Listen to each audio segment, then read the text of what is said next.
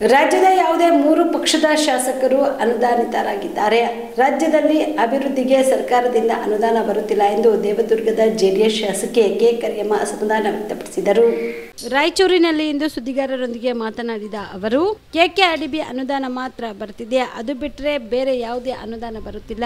ದೇವದುರ್ಗ ಕ್ಷೇತ್ರದಲ್ಲಿ ಹಿಂದೆ ಇದ್ದ ಎಲ್ಲ ಪಕ್ಷದ ಶಾಸಕರಿಗೆ ಅನುದಾನ ಕೊಟ್ಟಿದ್ದಾರೆ. ಸಿಎಂ, ಡಿಸಿಎಂ, ಕ್ಯಾಬಿನೆಟ್ ಮಂತ್ರಿಗಳಿಗೆ ಭೇಟಿಯಾಗಿ ಕ್ಷೇತ್ರದ ಅಭಿವೃದ್ಧಿಗಾಗಿ ಅನುದಾನಕ್ಕಾಗಿ ಮನವಿ ಮಾಡಿದ್ದೇನೆ. ಗ್ಯಾರಂಟಿ ಕೊಟ್ಟಿದ್ದಾರೆ. ಆದ್ರೆ ಕ್ಷೇತ್ರದಲ್ಲಿ ಹೋದ ವೇಳೆ ಜನ ಅಭಿವೃದ್ಧಿಯ ಬಗ್ಗೆ ನನ್ನನ್ನು ಕೇಳ್ತಾರೆ. ಕೆಕೆಆರ್ಡಿಬಿಯಲ್ಲಿ 88 ಕೋಟಿ ಮತ್ತು 117 ಕೋಟಿ ಕೊಟ್ಟಿದ್ದು ಬಿಟ್ರೆ ಬೇರೇನು ಬಂದಿಲ್ಲ. ಶಾಸಕರ ಅನುದಾನ ವರ್ಷಕ್ಕೆ 50 ಲಕ್ಷ ಬರುತ್ತೆ, ಅದು ಏನಕ್ಕೂ ಸಾಲುವುದಿಲ್ಲ ಎಂದರು. ಅನುದಾನ ಕೊಡ್ತಿಲ್ಲ ಅಂತಂದ್ರೆ ನಮಗೆ ಬರೋಂಥದ್ದು ಕಲ್ಯಾಣ ಕರ್ನಾಟಕ ಅಭಿವೃದ್ಧಿ ಅನುದಾನ ನನಗೆ ಬರ್ತದ.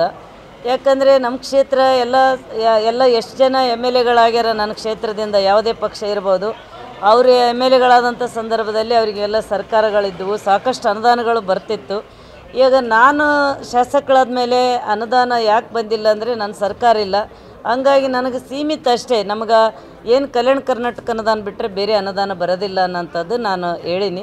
ಹಂಗಾಗಿ ಇವತ್ತಿನ ದಿನ ಇನ್ನು ಮುಂದೆ ನಾನು ಕೂಡ ಎಲ್ಲರನ್ನ CM ಅವ್ರನ್ನ, DCM ಅವ್ರನ್ನ, ಎಲ್ಲ ಕ್ಯಾಬಿನೆಟ್ ಮಂತ್ರಿಗಳನ್ನ ಎಲ್ಲರನ್ನ ಭೇಟಿಯಾಗಿ ತಾಲೂಕಿನ ಅಭಿವೃದ್ಧಿಗಾಗಿ ನಾನು ಸಾಕಷ್ಟು ಸಲ ಮನವಿ ಕೂಡ ಮಾಡ್ಕೊಳ್ಳೀನಿ. ಅವರು ಕೂಡ ಕೊಡ್ತೀವಿ ಅನ್ನೋಂಥ ಭರವಸೆ ಕೊಟ್ಟರೆ ಕೊಡ್ಬೋದು ಅನ್ನೋಂಥದ್ದು. ಅದು ಈಗ ಸದ್ಯ ನಮ್ಗೆ ಅನುದಾನ ಕೊಟ್ಟಿಲ್ಲ. ಈಗ ಕಾಂಗ್ರೆಸ್ ಪಂಚ ಗ್ಯಾರಂಟಿ ಕೊಡ್ತಾ ಇದೆಯಲ್ಲ, ಆ ಪಂಚ ಗ್ಯಾರಂಟಿಲಿಂದ ನಿಮಗೇನು ಸಮಸ್ಯೆ ಆಗ್ತಾ ಇದೆ?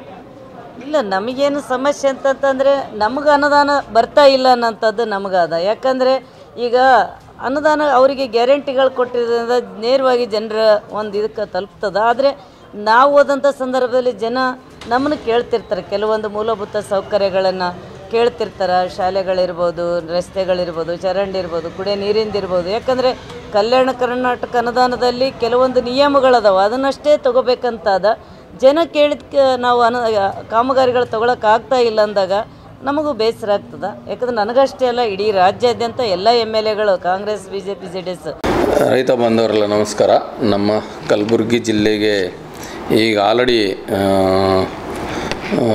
ಮತ್ತೆ ಬೆಳೆ ವಿಮೆ ಮಾಡೋಂಥದ್ದು ಒಂದು ಸದಾವಕಾಶ ಎಲ್ಲ ರೈತ ಬಾಂಧವರಲ್ಲಿ ಕೂಡಿ ಬಂದಿದೆ. ನಮ್ಮ ಕಲಬುರಗಿ ಜಿಲ್ಲೆ ಎಲ್ಲ ರೈತ ಬಾಂಧವರಿಗೆ ನಾನು ರಿಕ್ವೆಸ್ಟ್ ಮಾಡ್ತೀನಿ, ತಾವೆಲ್ಲರೂ ಬೆಳೆ ವಿಮೆ, ಮುಂಗಾರು ಹಂಗಾಮಿಂದೇನು ಬೆಳೆ ವಿಮೆ ಅದರಲ್ಲಿ ನೋಂದಣಿ ಮಾಡ್ಕೊಳ್ಳಿ. ಪ್ರಮುಖವಾಗಿ ನಮ್ಮ ಕಲಬುರಗಿ ಜಿಲ್ಲೆಯ ಬೆಳೆ ತೊಗರಿ ಬೆಳೆ. ತೊಗರಿ ಮಳೆಯಾಶ್ರಿತ ಏನಿದೆಯಲ್ಲ, ಒಂದು ಹೆಕ್ಟೇರಿಗೆ 960 ರೂಪಾಯಿ ಇದೆ.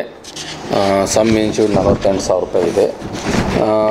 ಒಂದು ಎಕರೆಗೆ ಬಂದಾಗ ತೊಗರಿ ಮಳೆಯಾಶ್ರಿತ 388 ರೂಪಾಯಿ 51 ಪೈಸೆ ಆಗ್ತದೆ. ಆನಂತರ ತೊಗರಿ ನೀರಾವರಿ ಬೆಳೆ ಏನಿದೆಯಲ್ಲ, ಒಂದು ಎಕರೆಗೆ 406 ರೂಪಾಯಿ 72 ಪೈಸೆ ಇದೆ. ಅದೇ ರೀತಿಯಾಗಿ ಹೆಸರು, ಉದ್ದು, ಮಳೆಯಾಶ್ರಿತ ಹೆಸರು 269 ರೂಪಾಯಿ 13 ಪೈಸೆ ಇದೆ ಒಂದು ಎಕರೆಗೆ. ಉದ್ದು ಮಳೆ ಆಶ್ರಿತ 265 ರೂಪಾಯಿ 8 ಪೈಸೆ ಇದೆ ಒಂದು ಎಕರೆಗೆ. ಆನಂತರ ಹತ್ತಿ ಮಳೆ ಆಶ್ರಿತ 485 ರೂಪಾಯಿ 75 ಪೈಸೆ ಇದೆ. ಹತ್ತಿ ನೀರಾವರಿ 1492 ರೂಪಾಯಿ 33 ಪೈಸೆ ಇದೆ ಒಂದು ಎಕರೆಗೆ, ರೈತರ ವಂತಿಕೆ ಅವ್ರು ಕಟ್ಟಬೇಕಾಗಿದ್ದು. ಆನಂತರ ಸೋಯಾಬೀನ್ ಮಳೆ ಆಶ್ರಿತ 331 ರೂಪಾಯಿ 85 ಪೈಸೆ ಇದೆ. ಮುಸ್ಕಿನ ಜೋಳ ಮಳೆ ಆಶ್ರಿತಕ್ಕೆ 457 ರೂಪಾಯಿ 31 ಪೈಸೆ ಇದೆ. ನೆಕ್ಸ್ಟ್ ಮುಸ್ಕಿನ ಜೋಳ ಅಂದರೆ ಮೆಕ್ಕೆಜೋಳ ನೀರಾವರಿಗೆ 522 ರೂಪಾಯಿ 6 ಪೈಸೆ ಇದೆ. ಜೋಳ ಮಳೆ ಆಶ್ರಿತಕ್ಕೆ 317 ರೂಪಾಯಿ 82 ಪೈಸೆ ಇದೆ. ಈ ರೀತಿಯಾಗಿ ಈ ಎಲ್ಲ ಬೆಳೆಗಳದ್ದೇನಿದೆಯಲ್ಲ ಅಂತಿಮ ದಿನಾಂಕ 31 ಜುಲೈ ಇದೆ. ದಯವಿಟ್ಟು ನಾನು ಎಲ್ಲ ರೈತ ಬಾಂಧವರಲ್ಲಿ ರಿಕ್ವೆಸ್ಟ್ ಮಾಡ್ತೀನಿ. ಈಗ ಆಲ್ರೆಡಿ ತಾವು ನೋಡಿದ್ರೆ ಕಳೆದ ಒಂದು 5 ವರ್ಷದ್ದು ನಾವು ವರದಿ ನೋಡಿದಾಗ ಒಟ್ಟಾರೆಯಾಗಿ ನಮ್ಮ ಜಿಲ್ಲೆಯಲ್ಲಿ 6,64,461 ಜನ ರೈತ ಬಾಂಧವರು ಬೆಳೆ ವಿಮೆಗೆ ನೋಂದಣಿ ಮಾಡಿಕೊಂಡಿದ್ರು. ಅವರೆಲ್ಲರೂ ತಮ್ಮ ರೈತರ ವಂತಿಗೆ ಏನದಲ್ಲ ಇನ್ಶೂರೆನ್ಸ್ ಪ್ರೀಮಿಯಂ ಕಟ್ಟಿದ್ದು 70 ಕೋಟಿ 80 ಲಕ್ಷ. ಆದರೆ ಬೆಳೆ ವಿಮೆ ಅವರಿಗೆ ಬಂದಿದ್ದು 1,035 ಕೋಟಿ 33 ಲಕ್ಷ ಬಂದಿದೆ.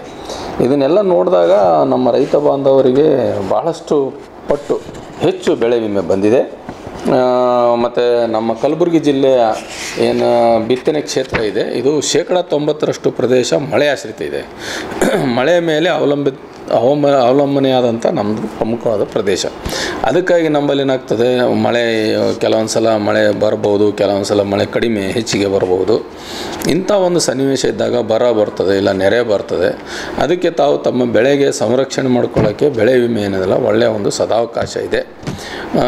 ಮತ್ತು ಸರ್ಕಾರ ಈ ಒಂದು ಬೆಳೆ ವಿಮೆ ಅಂತ ಯೋಜನೆ ಜಾರಿ ಮಾಡಿರೋದ್ರಿಂದ ತಮ್ಮ ಬೆಳೆಗೆ ಬರುವಂಥದ್ದು ಈ ಒಂದು ಸಮಸ್ಯೆಗೆ ತಾವು ಏನದಲ್ಲ ಬೆಳೆ ವಿಮೆ ಮಾಡಿಸಿ ಅದಕ್ಕೆ ಪ್ರೊಟೆಕ್ಟ್ ಮಾಡ್ಕೋಬೇಕು ಅಂತ ನಾನು ತಮ್ಮೆಲ್ಲರಲ್ಲಿ ರಿಕ್ವೆಸ್ಟ್ ಮಾಡ್ತೀನಿ. ಇದಕ್ಕಾಗಿ ನಮ್ಮ ಇಫ್ಕೋ ಟೋಕಿಯೋ ಅನ್ನೋದು ಜನರಲ್ ಇನ್ಶೂರೆನ್ಸ್ ಕಂಪ್ನಿ ಏನದಲ್ಲ ನೋಂದಣಿಯಾಗಿದೆ.